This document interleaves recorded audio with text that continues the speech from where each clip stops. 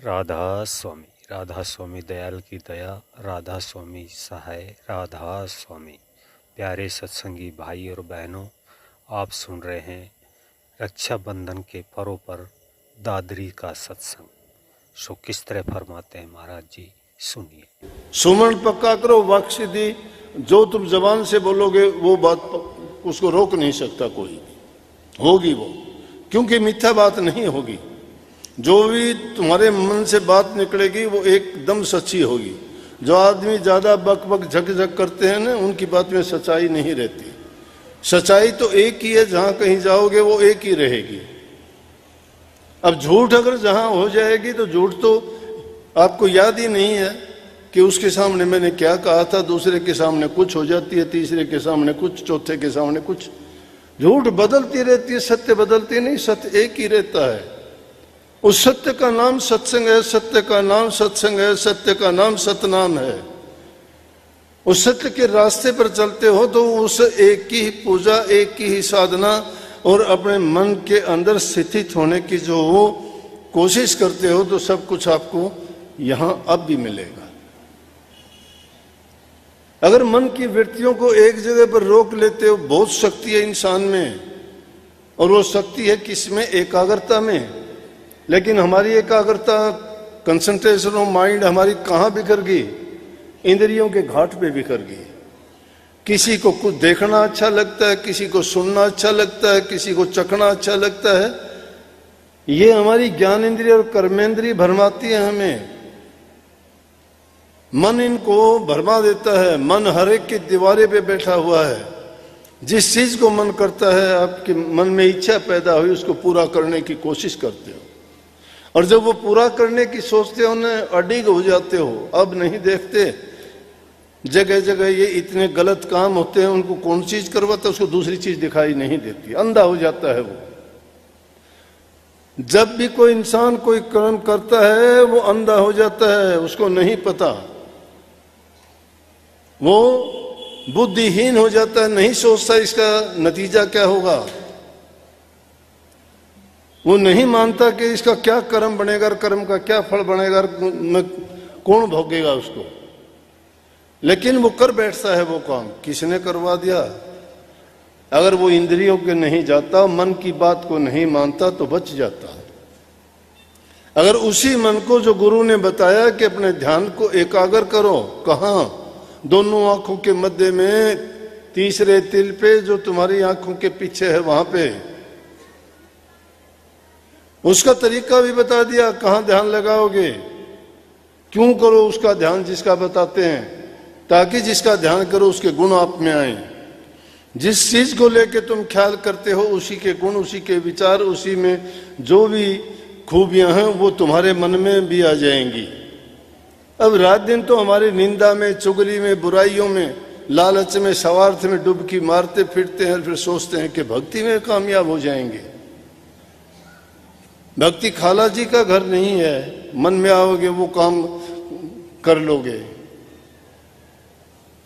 हाँ, इतनी बात जरूर है, इस युग में अगर इंसान बुरी आदतों को छोड़ के अच्छे गुण अपना ले, अच्छाइयां अपना ले, तो भी इतना है कि वो जम की मार से बच जाएगा, गंदी नीची योनियों में जाने से बच जाएगा।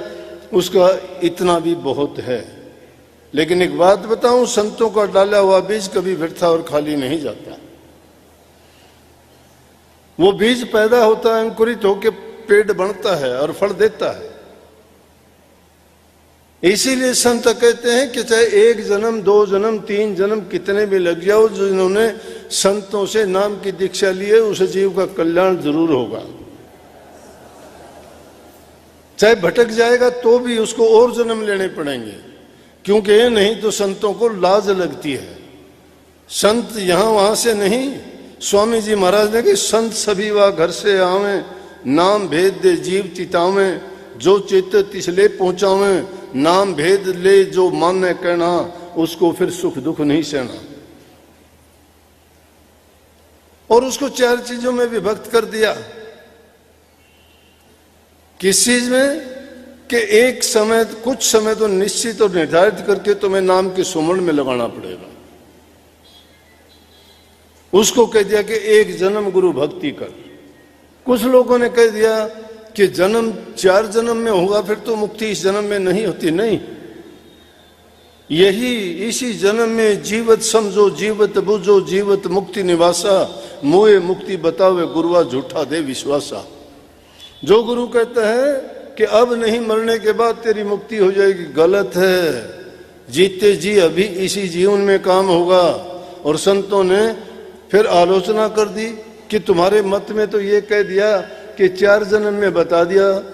स्वामी जी महाराज ने अपने ग्रंथ में लिख दिया सार वचन में कि 1 जन्म गुरु भक्ति कर, जन्म दूसरे नाम, तीसरे में मुक्ति पद, चौथे में निजाम। अब इनको बात को कहाँ समझेंगे?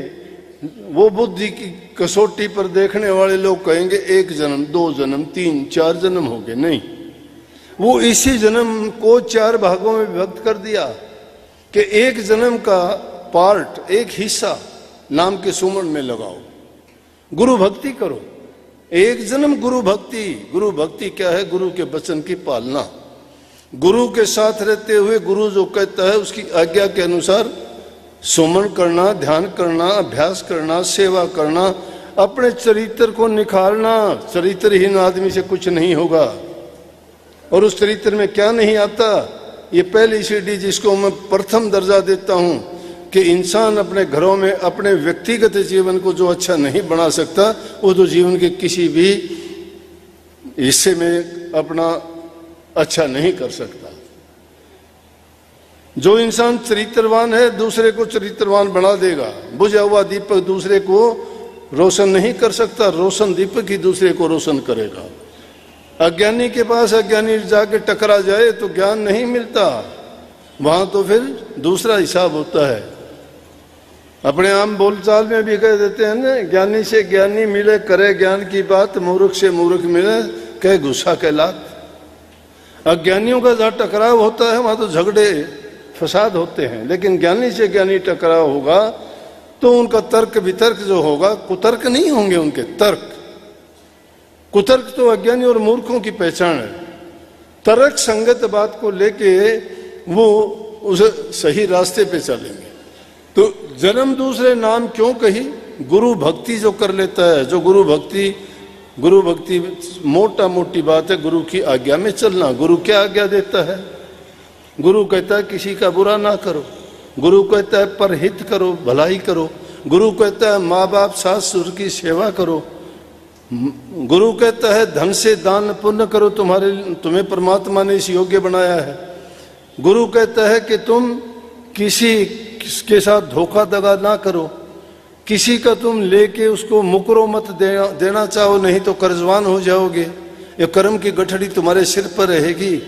वो कैसे हल्की होगी? वो हल्की तभी होगी ना। इसलिए इन चीजों को जब करोगे तो आप क्या बन जाओगे? जैसे सिखों ने कही कि तुम क्या बन जाओगे? खालिश हो जाओगे, खालसा बन जाओगे।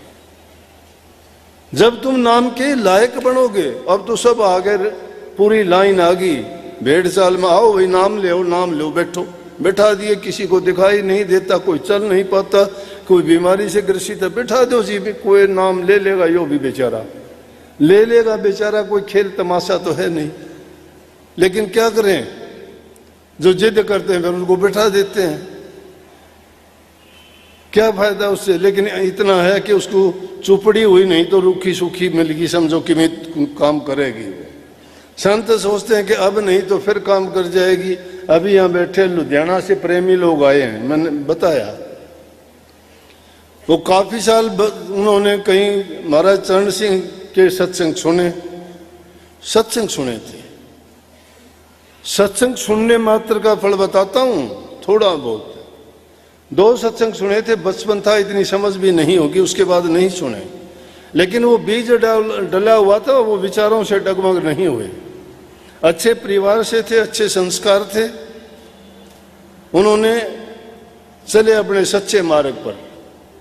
जो बातें मैंने बताई, सबका हित करना, भलाई के काम करना, सच्चे बन के रहना, मदद करना, और रास्ते पे चल पड़े। फिर उन्होंने सत्संग करना शुरू कर दिया।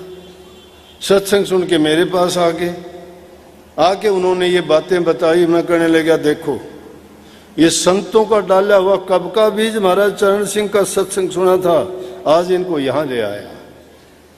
उसमें कुल्ला फूट गया, वो पेड़ बनेगा,